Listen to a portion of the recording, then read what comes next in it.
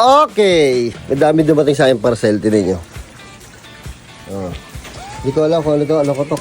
Kalan. Electric fan. Kalan. Kama. Yung ko to ay queen size bed. Tapos itong mas malaki is king size bed. So, in-order ako ng mga kama kasi nga, doon sa lilipatan ko, 3 yung kwarto. Lahat dyan ay i-unbox ko para doon sa lilipatan ko. Pero libre lang to. Oh, kailangan ko lang videohan. Parang X-deal, di ba? Parang affiliate, gano'n. So, kailangan ko lang videohan doon sa bagong lilipatan ko. Kaya, nagdatingan yung mga yun dito. Dami. Actually, marami pa doon eh. Nadala ko na doon lahat. Kaya, marami tayong trabaho. Pero, good problem. Yo, lilipat ako dito sa bahay na to. Papakita ko sa inyo, ha? Kasi, dapat hindi ko kasi bibidyohan to. So, no choice ako. Kailangan kong videohan kasi marami ako nakausap na gusto makipag-collab na yung mga product nila i-vlog ko, X-Deal. So, no choice ako. Kailangan ko din talagang i-vlog. So, ito yung ano. So, kung nakikita nyo, itong bahay na to. Yan.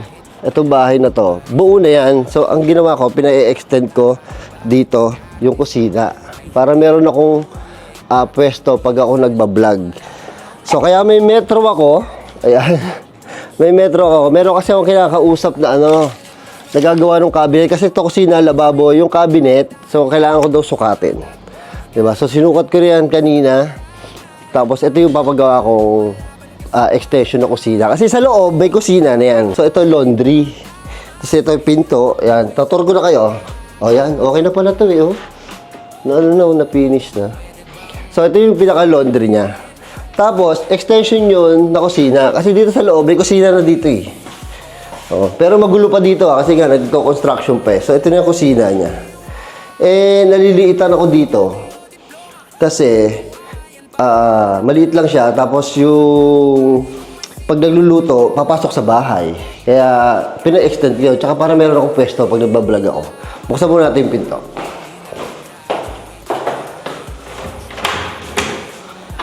Tapos yung pala, so ito sarado to kung nakikita nyo. Ngayon, papabasag ko to, tapos para salamin, para ito yung access papunta sa kusina. Kasi itong ano, laundry to eh. So ito laundry, dadaan pa sa laundry bago magkusina. Kaya pabubuksan ko to. So ito, pintong salamin na lang to.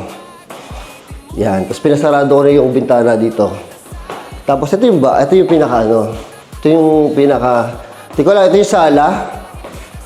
Yan. Di ko lang, siguro dining table ulit dito. Marami kasi ako, pati dining table nakausap ko na ibablog ko yung product nila. Para XD na lang. Di ko lang kung pag-uusapan pa, percentage lang naman. Para meron akong discount. Tapos ito, papatanggal ko to. Yan, papatanggal ko yan. Para lumuwag yung sala. So ito yung TV, dito yung sofa set. Pati sopa may kausap na ako, discount. Basta iba-vlog ko lang. Siyempre, may kapalit yun. Tapos ito yung garahe. Kung makikita nyo, garahe. Ayan yung pinaka-garahe. Tapos kung nakikita nyo, wala pa siyang gate.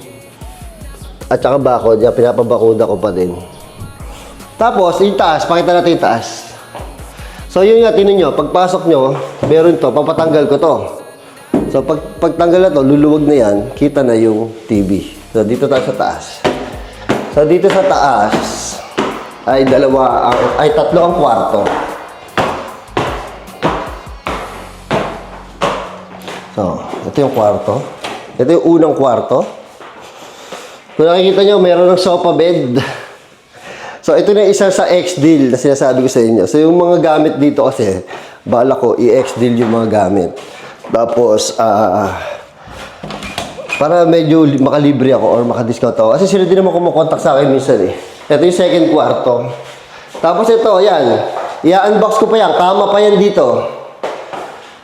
Tapos may CR. Sa kwarto may access sa CR. May access din sa kabila. Yan. Ano? Okay ka lang? Tapos, ito yung bala ko. So ito yung kwarto sa mga kasama ko sa bahay. Ito yung medyo malaki. Ito yung pinakamaliit na kwarto. Pero dito ako magkukwarto. Yan. Sobrang liit lang. So, gusto ko kasi, itong kwarto ko, ay may view. Ganda ng view ko eh. View ko yung pinaka-clubhouse. Di ba? Tapos ito yung pinakamaliit. Pero kaya ito yung pinili ko na kwarto. Kasi, kita nyo itong pader na to. Itong pader na to, lalagyan ko to ng pinto. Papunta sa kabila. Dito, tingnan nyo. Meron pa dito sa taas. Charan! Papunta dito. Ito kasi balcony. So, ang mangyari dito, balcony to. Kita nyo, ang ganda ng view. Pakita ng view. Yan, pakita ng view. So, balcony yan. Di ba? Ganda ng view. Pero, ang gagawin ko dito is papabumbungan ko. Gagawin kong parang kwarto. Kasi iniisip ko kung studio din o kwarto or parang drawer. Tapos, kung nakita yung kwarto na maliit, di ba sabi ko sa inyo, lalagyan ko ng pinto. So, ang mangyayari dyan, maglalagay ako dito ng pinto. Access to sa kabilang kwarto. Para yung kwarto, extension na to. Tapos, salamin dito. So, yung pinakapader ko dito, salamin. Tapos, bubutasan ko itong salamin para kita. Ito kasi pader, bubutasan ko din yan para kita din yung clubhouse. So, yun. So, binidyo ko lang. Kasi kailangan ko yung video. Gawa ng, ito na yung umpisa ng mga video ng mga, ito na yung umpisa ng video ng mga kakulab or mga ex-deal or mga prosyekto. Kasi, nakakuha din ako ng smart lock. Pag-uusapan pa namin kung anong smart lock to sa pinto. So yun, kaya kailangan ko i-video. So pinakita ko lang sa inyo. At syempre, remembrance ko na rin. Pag pinagawa na hanggang sa matapos, bibidyo ko para remembrance lang, di ba? So dito ako lilipat. Kasi masikip na ako doon sa bahay na tinitiran ko ngayon. Dami ko ng gamit lalo sa mga galing sa TikTok. So ito na yung pinaka lilipatan ko para medyo malaki. Di ba? Bye-bye.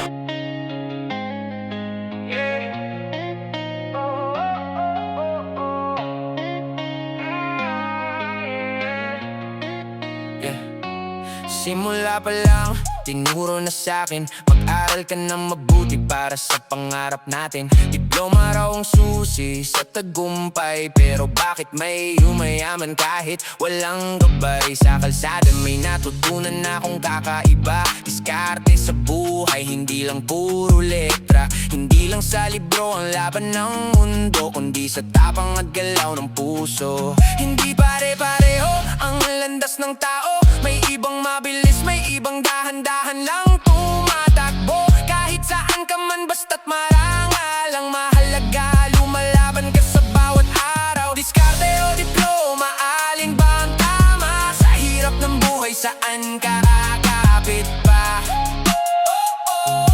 Pwede bang pagsabayin?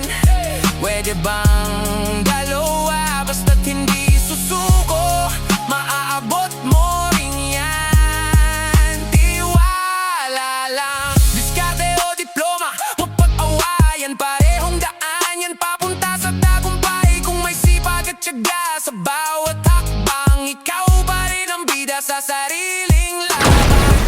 I came from the mud. There's